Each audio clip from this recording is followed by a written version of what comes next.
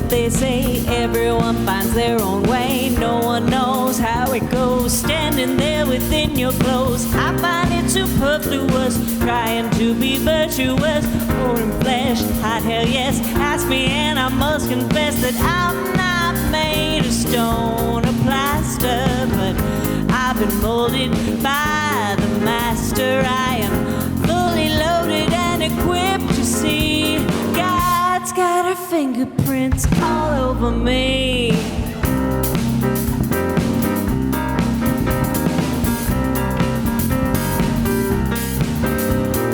As above is below, I am perfect, don't you know? God expressing beautifully, came to form dressed up as me. My birthright, shine my light. Hope it don't make you uptight. If it do, that's on you. My creator wants me to, and I might be a real rule breaker, but I've been fleshed out by my maker. I am fully loaded and equipped to see. God's got her fingerprints all over me. I won't worry anymore about what you say. I can't get there if I have to go your way. My own compass works just fine. Me trusting me equals divine. I ain't got no time for haters, 'cause I am one with my creator. I am fully loaded and equipped to see. God's got her fingerprints all over me. They're all over me. I'm letting it be. God's got her fingerprints all over me.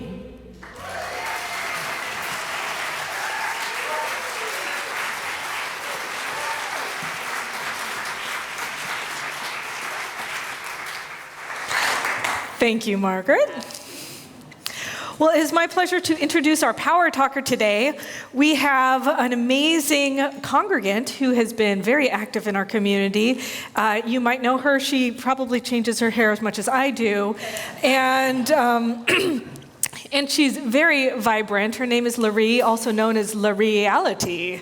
So welcome up to talk about what it's like to be here in education at our center. So come on up. Good morning. As she said, I'm Larry. I'm also known as Smiley for some reason. Most of you probably know me or you have seen me, and you're wondering, is she really that happy? And yes, I am actually that happy, but it hasn't always been that way. I've had more than my share of obstacles that you might even read as tragedies. One such event brought me back from the East Coast in 1996, where I discovered Kathy Ann and CSL. I was on an AOL chat room called Seattle Spiritual, invited here by a man who turned out to be gay. I'd been interested in New Thought for quite some time, but I hadn't found a church that I vibed with on either the East Coast or the West Coast. So I came in here enthusiastically anyway. I heard Kathy Ann for the first time, and I thought the 1996 version of That's My Guru. A guru and a tribe? Oh my God. Enthusiastically, I signed up to volunteer, and I started taking classes. By the end of my first class, I started to notice results. And by the time of my third class, I'd had some pretty significant manifestations. And this is because I applied myself to the simple concepts and techniques that I was learning in these classes. It almost seemed too simple. But I got hooked on classes as a way to manifest and change my consciousness. So I'll give you a list of just a few things I've manifested over the years. International travels, living in the Caribbean, a couple of husbands, neither of which I'm married to anymore. Not having a job since 2016 while I work on my career as a singer and an artist, and a level of happiness that seems to rise and rise. And in 2001, a single that topped the mp3.com dance charts for 10 weeks while Madonna's song was number 10. No, it hasn't, mp3.com, right? No, it hasn't always been easy, but it has been simple. The secret is learning and practicing the habit of knowing that I'm a creative inlet and outlet of divine mind, that there is good for me and I ought to have it, identifying what my good is, denying the obstacles to my good, speaking my good into existence, and having gratitude for that good even before it's manifested. I know it works. Still, creation is never done, and I'm never done, and it is never done. There's always more joy, more life, more learning. So I'll be repeating my favorite class, Self-Mastery, for the third time this September. It's not too late to sign up.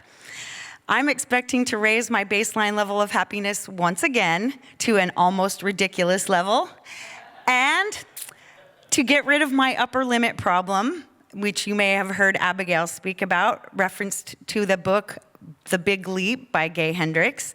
You can look up her power talk. This is my power talk. You can look up Abigail's talk on YouTube.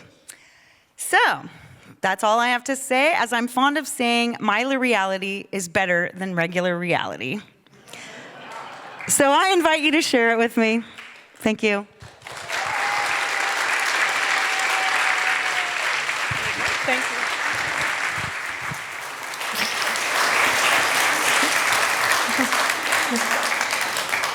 Thank you so much. That was excellent. So good morning. Good morning. Now, how many of you are going to CBEC? All right. That's it. You know, there were more during first service, which is really interesting. I think it's all of you online who are packing right now. I see you. Everybody else who's here for second service, they already got their packing done and they're ready to go almost, ready to hang out with all of us. So I'm excited about CBEC, and I'm also excited about today because this moment is my favorite moment. It's the moment of now. There is no other holier moment in the entire existence of reality. This is the most holiest moment that you can be in, this very moment. I heard the saying, if yesterday is a cast check and tomorrow is a promissory note, then what is today and how will you use it? So if I get a check and it's cashed and I go into a bank and I try and cash it, basically I'll end up with nothing. The point is that the past is already past. So if you were going to point to the past, where would you point? All right. Now, where did you just point? Back behind you. Now look behind you.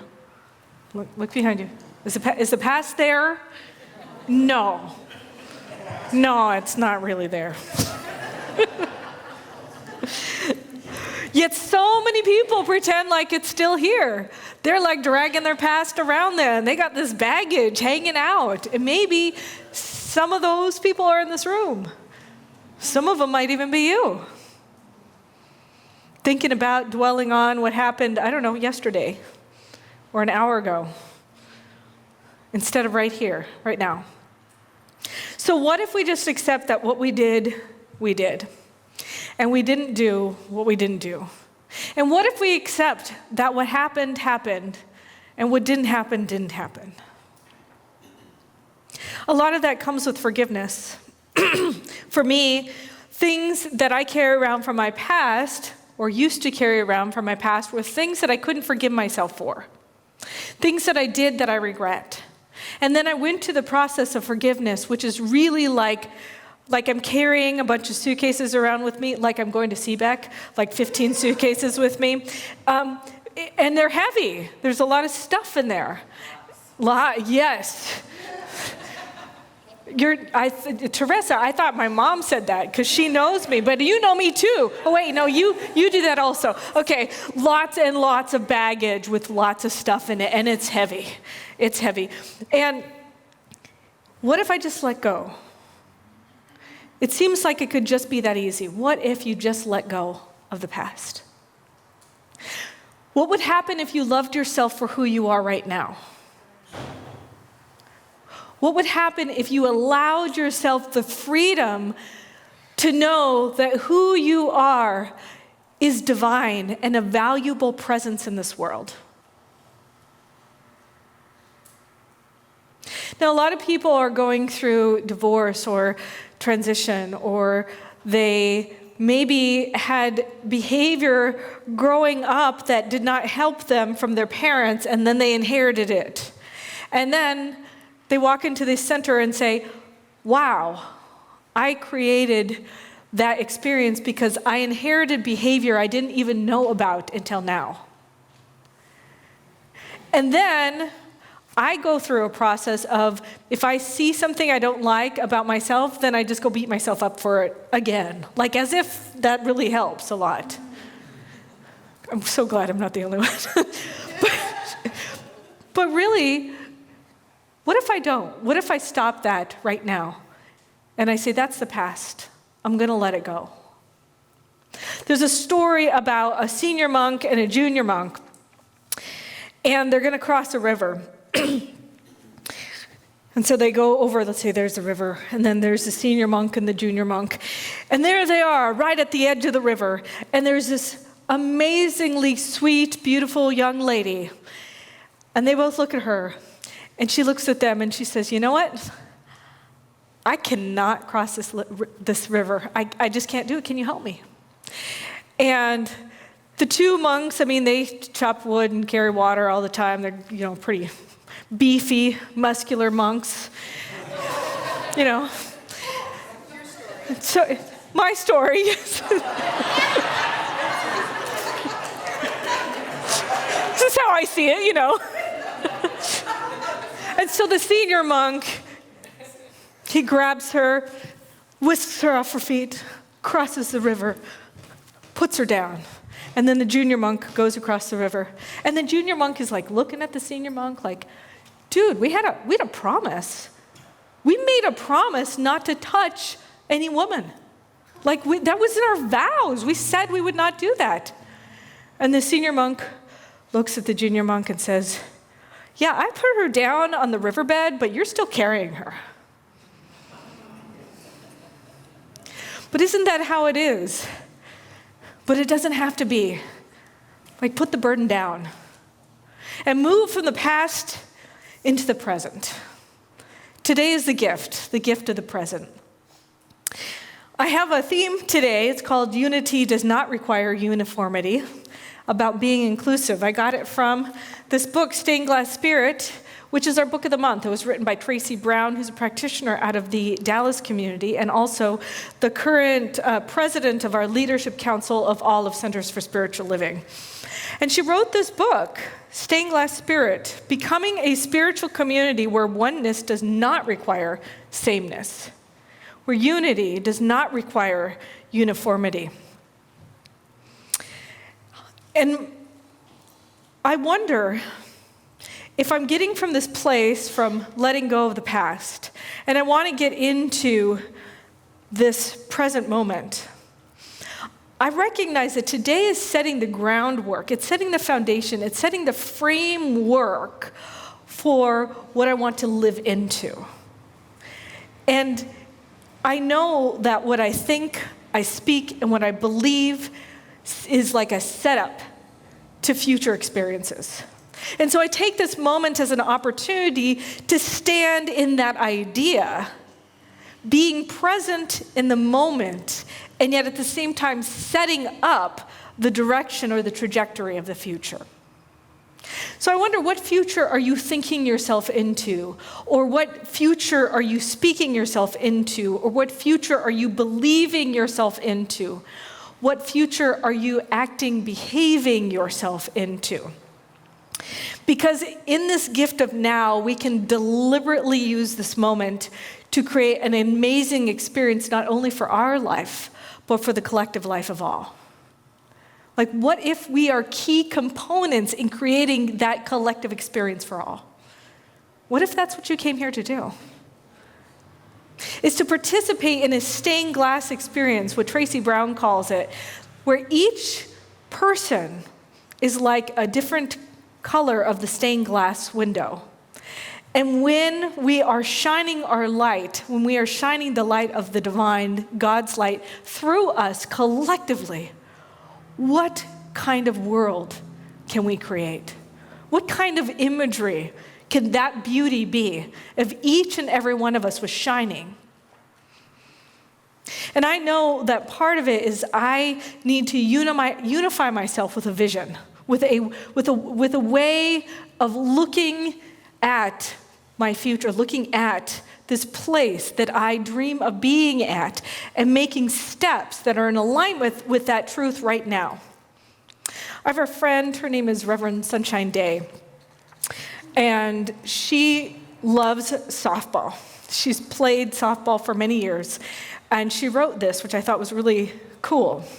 She said, "Here's what I noticed as the batter.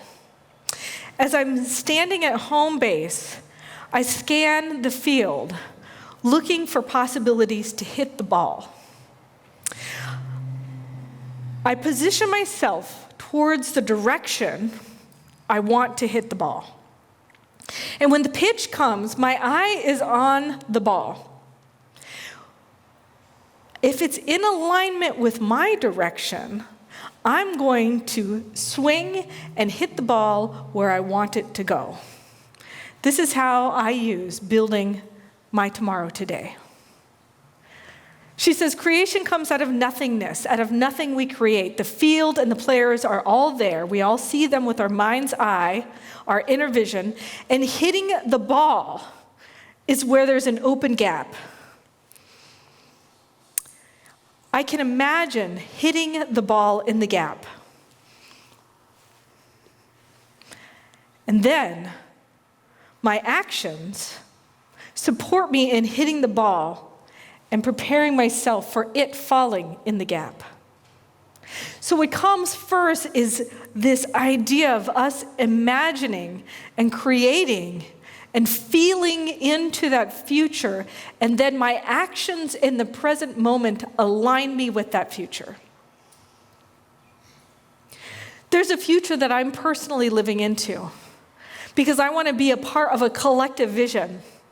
And there's a vision called the global vision that's put forth by Centers for Spiritual Living. I've talked about it before, and I'm going to say a little bit of it again, because this is where my eye is on. This is where I am aiming for.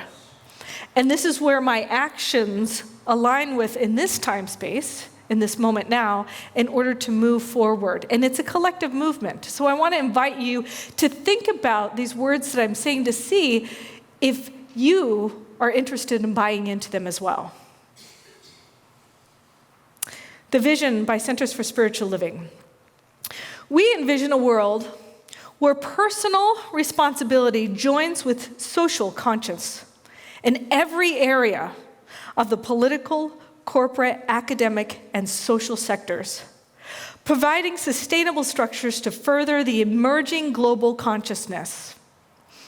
We envision a world where everyone has enough food, where everyone has a home and a sense of belonging, a world of peace and harmony, enfranchisement and justice.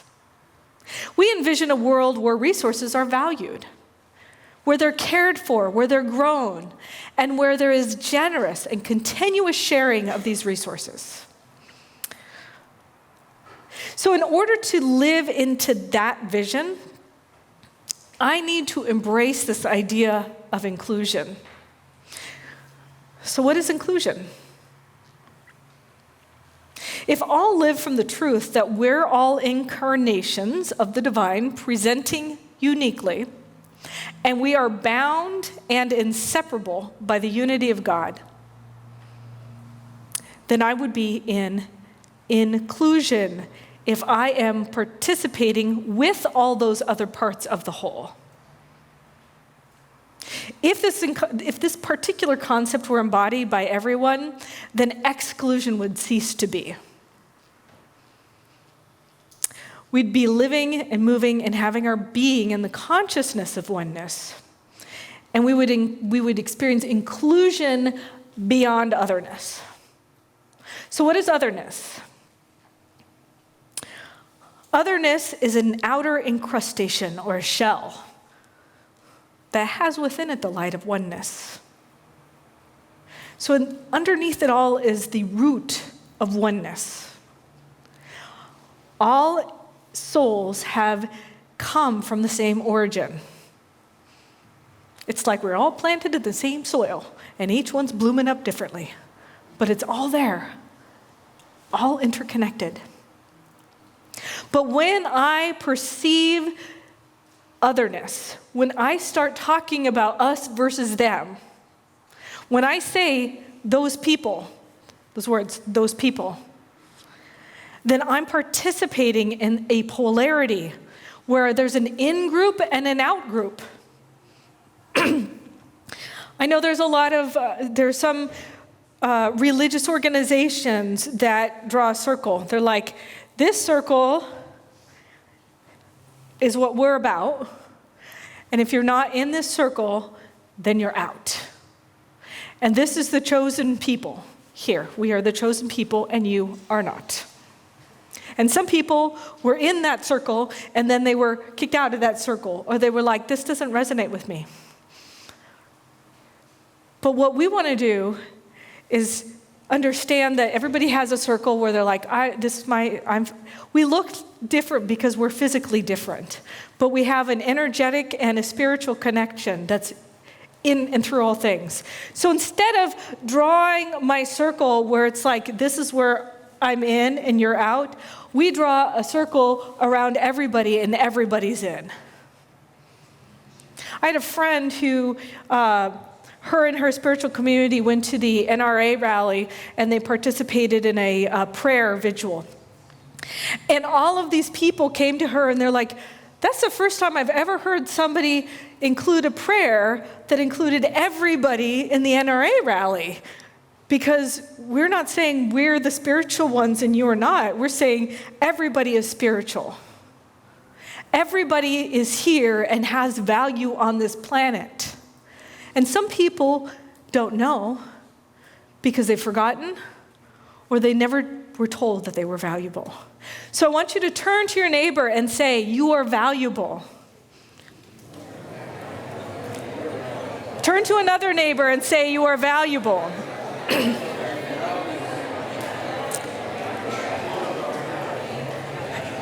And now say, I'm glad you're here.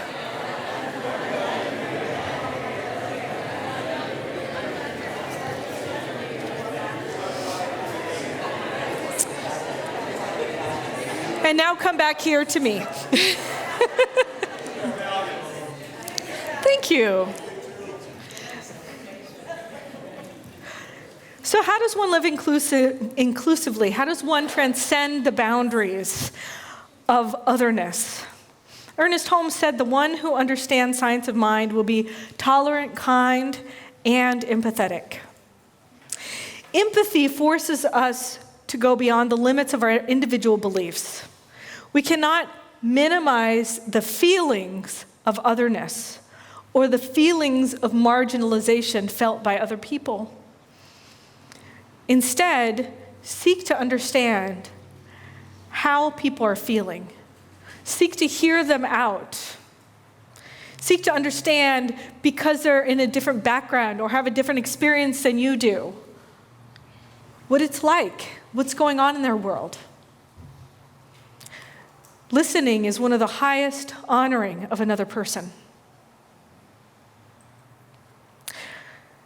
And I invite you to expand your circle of inclusion so that it's so big that nothing exists outside of it.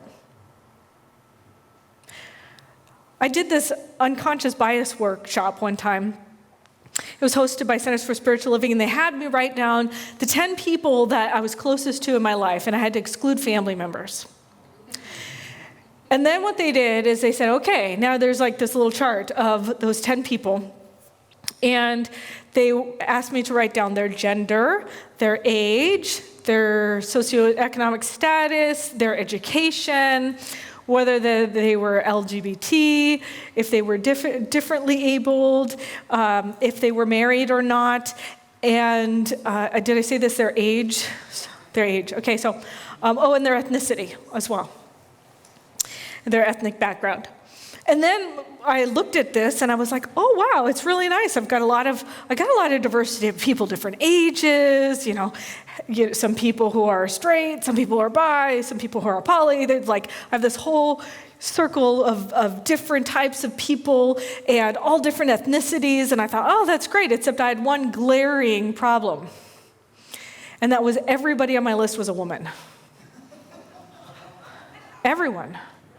Yeah, I said, wow, look at that. What is that about? Because the only way we can create inclusion in the world is by getting our inner circle more diverse.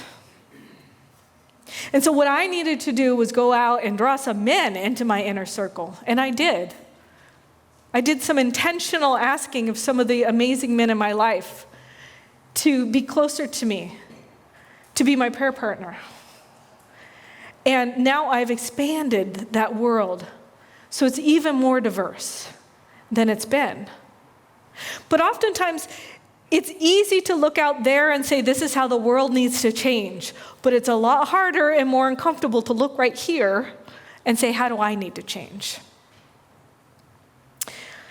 Bishop Desmond Tutu wrote about this concept, Ubuntu, in his book, No Future Without Forgiveness. I recommend it for anybody who hasn't read it.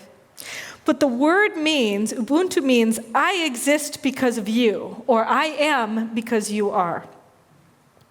It's a common greeting in South Africa. But it's more than a greeting, it's an actual Zulu philosophy on life, a way of being in the world. I am because of you. The idea that each and every one of us is interdependent on life, that the experience of another person is an enhancement on who we are in the world. You may also be familiar with the greeting namaste.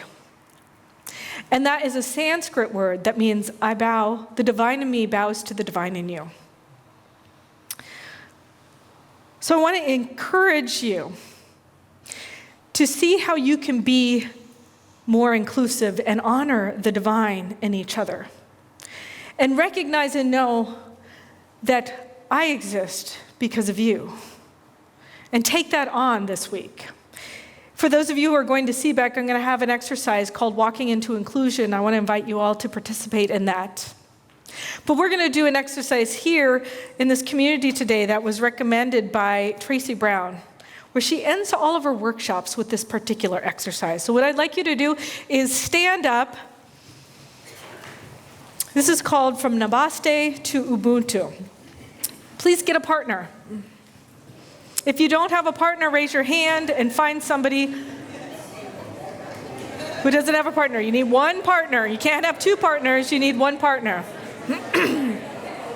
Okay, there's a hand raised over here. Who doesn't have a partner yet? Who doesn't have a partner? Anybody? Drum roll. One partner. Are there two practitioners that are participating that I can have one of them go to a congregant? There we go. Okay. Okay, so now what you're going to do is you're going to look your partner in the eyes. You're going to say namaste, bow, make eye contact, and smile. Namaste. Now I'm going to describe step number 2, and then you're going to do it. So step number 2, if you're uncomfortable with physical touch, then I'm going to have another way of doing this. So step number 2 is holding hands, and you're going to take a deep breath together. If you're uncomfortable holding hands, you're going to put your palms up towards the other person, and you will just take a deep breath together. So hold hands or put your palms up to each other and take a deep breath together.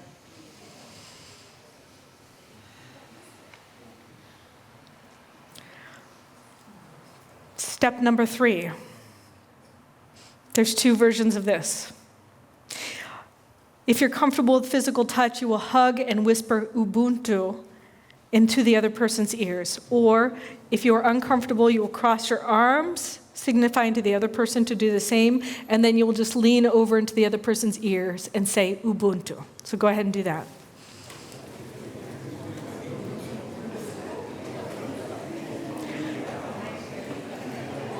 Okay, you're going to step back, make eye contact with the person that you just honored, and now you're going to find another partner.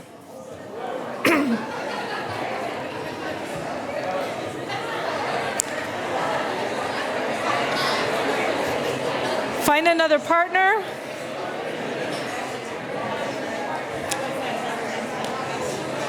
If you don't have a partner, raise your hand. Make sure all our people have partners. Those 2. Okay, we're gonna have one triad. Okay, so now you're gonna do it again. Look your partner in the eye. Say namaste, bow, and make eye contact. The next step is you're going to hold hands or put your palms up to each other and take a deep breath.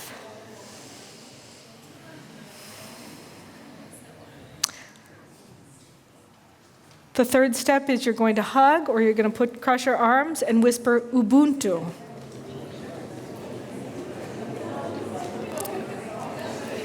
Step back, make eye contact of appreciation, and find another partner.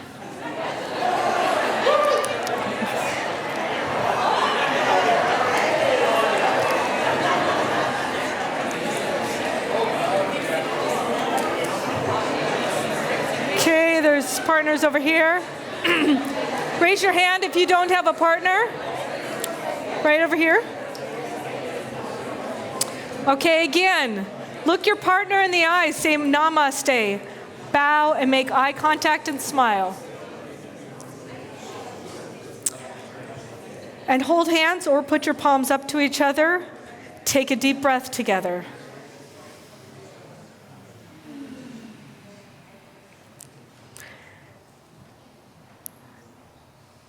Now hug or cross your arms and whisper in the other person's ears, Ubuntu. Step back and make eye contact and find your way back to your seat.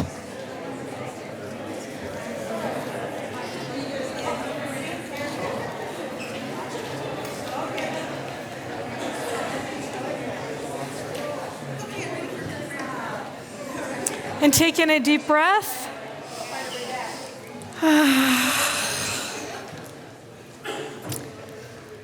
So recognize that the past is gone. Let it go. Stay in the present moment. Today is a gift, that's why we call it the present. And think about, how am I going to create the foundation for the vision I'd like to create in the future? And take actions today that are in alignment with that. Your homework this week is to go out into the world and show people how significant they are instead of how significant you are. Can you do it? Yes. All right, let's do it. And so it is.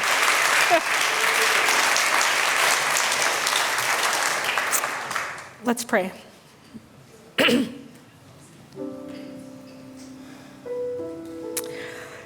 Today I listen to the divine. I listen to God, I listen to Spirit, I listen to the universe. I take the practice of Ubuntu into my life, knowing I exist because of you. The God in me bows to the God in you.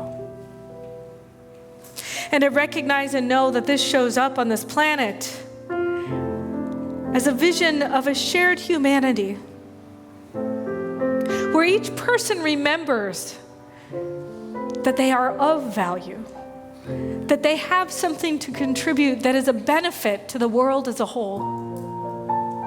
And so I am grateful for everybody who comes into my life, and I honor and respect each and every one of them. I'm so grateful to know that the diversity and the inclusion is a reminder for me to draw people in, to show the banquet that God has provided for me, to allow myself to see the beauty of each and every unique flower, each and every piece of the stained glass window, so that I can revel in the juiciness of humanity, the power and the grace and the love that allows me to see with those eyes now. And so I let go of my past. I let go of everything that I allowed to hold me back from seeing and feeling and knowing the beauty of everybody around me. And I embrace them with a new vigor, with a new aliveness, with a newness that I never have before. And I allow it to permeate and create a ripple effect from this community out into the city, out into the country, out into the world. So that this world is a world that works for everyone, that this is a force for good in the world, and nothing can stop it. It is contagious, a contagion of good. It's irresistible. And so I just surrender into it, and I allow it to permeate my body, my soul, my week, my month, my year. And I allow it to bring unexpected delights and miracles and surprises and clandestine meetings, new awarenesses, new insights, new downloads. It's happening now, and I accept it, I receive it, I welcome it, I open to it, I am it, and I am grateful for it. And as I've spoken this for myself, I've spoken it for every person who's heard these words right here, right now. And so it is.